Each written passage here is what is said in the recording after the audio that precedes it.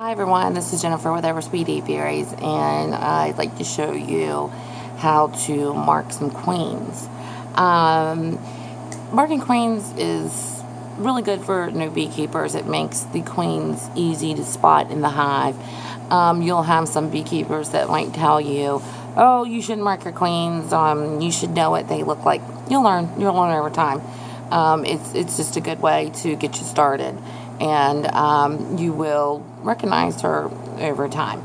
And marking queens, if you're using the International Color Code System, also lets you know how old the queen is. This year the color is white. Last year the color was blue. Before that it was green. Year before that was red, and year before that was yellow. And it's only 5 years because typically queens don't live more than 5 years, and as they start getting older they start losing their juice and they're not good queens. They get superseded, they get killed. And I mean, if you keep really good records, of when you queen, then you might not need to pay attention to marking. But it can also be a good way to let you know if a queen has been superseded. But actually, I mean, if you're doing your weekly inspections, you'll know if your queen is getting ready to be superseded. Okay, so what can we talk about now? Let's talk about the cage right here. This is just a little push cage, marking cage, where you push into the comb, and you do want to be careful when you're pushing in the comb because you don't want to chop her in half. When you're doing putting it in the comb. And then you can just get right in there and get your marking pen or your paintbrush and just mark her right through those little holes. So that's if she's unmarked, already in the hive. A lot of people, I've seen them just pick them up and just mark them. I mean, if you're comfortable with doing that without squashing her, then you can do that. And you should practice on picking up drones first. Drones don't have stingers, so practice on picking them up first. And I've also seen people just kind of pin her down with their finger right on the comb and then mark her that way too. There's always a chance that the other bees, after you've marked her, after she's already been in the hive, there's always a chance that they're not going to like the smell of her anymore. That she's been tainted. So they could ball her. They could start making supersedure cells. It's unlikely, but it is a chance. If anything, they'd probably ball her first and then make supersedure cells. So that is a risk. But this is the paint that we use. It's an acrylic paint, just from Michaels.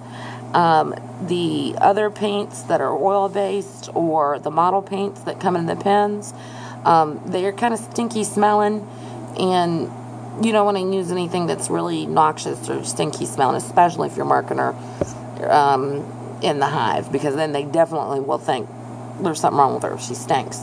So these acrylic paints have always worked out well, and it doesn't hurt them. They used to make the wood pens at Michaels, but I've been having a hard time finding them. And actually, the paintbrush has been working out a lot better, a lot finer, getting in the holes than those pens that you got to keep pushing down to get paint out. So this has been working out better.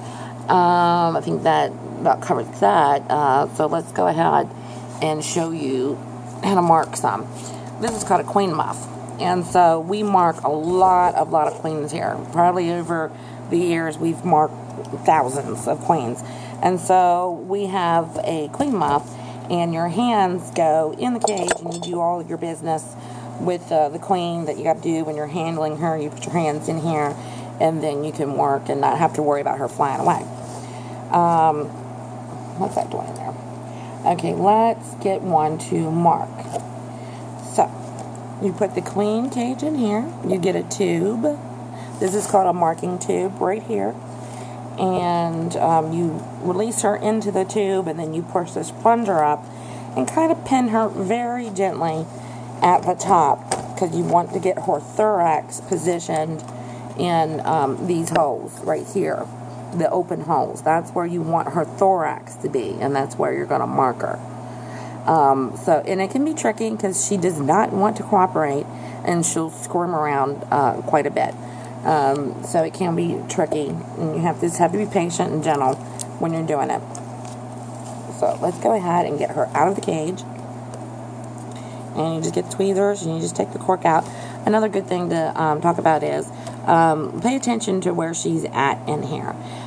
She'll be walking back and forth, up and down all the time.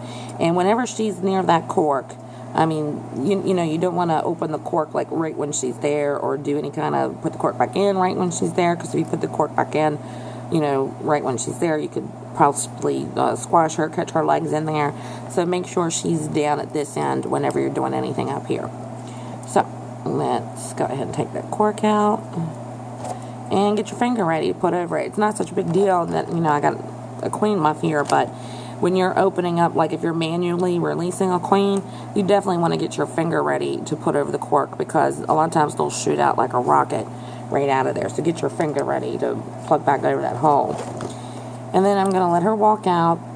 Oh, she's a good girl. She just walked right out of there. And she doesn't want to get back in there, though. Okay, get back in there. And then now she's in the marking tube. And I'm going to put the plunger in here.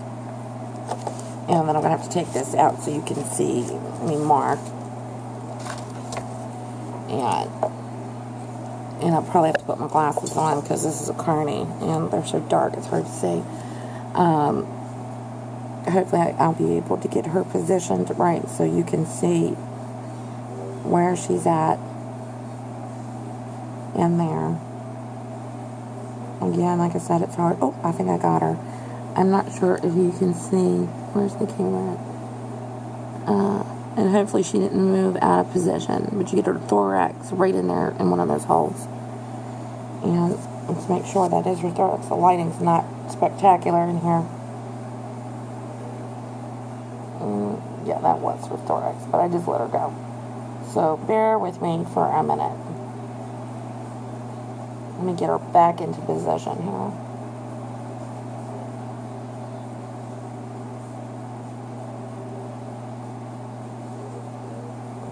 Okay, I got her back in position, and I'm just holding the plunger lightly with my finger right there just to keep that in place, because sometimes the plungers drop out. And then I'm just going to put a dab of paint right there, and then I'm going to let the plunger go and let that dry a little bit. And that's really all there is to it with marking. You just have to be gentle and have some patience, because they don't always cooperate. And let that dry for a couple minutes, and then you just put her back in the cage. Really, that's about it. I can show you that too. Paint's still probably wet, but we'll see. So I'm going to stick her in her cage back in here. And again, you know, always be careful of that plunger. Sometimes the plungers like to drop out, and then she would fly away. Make sure I got my arms in here. Hopefully you can see all this.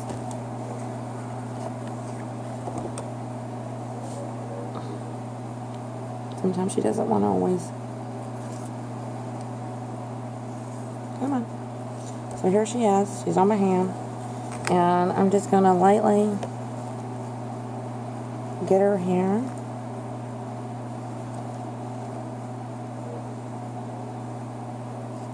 Oh, and of course, see, that's the hard part, is getting her back in the cage, because they never want to go back in the cage.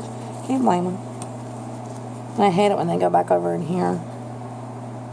Okay. Come on. Again, you know, patience.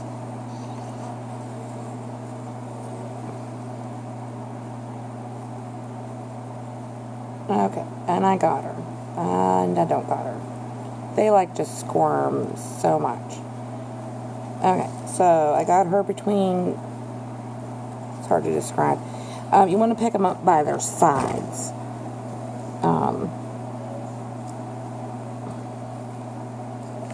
like you just pinch them. Well, not quite pinch. That's probably not a good word, but just pick them up by their sides. You don't want to pick them up by their legs because they can pull, away and rip one of their legs off.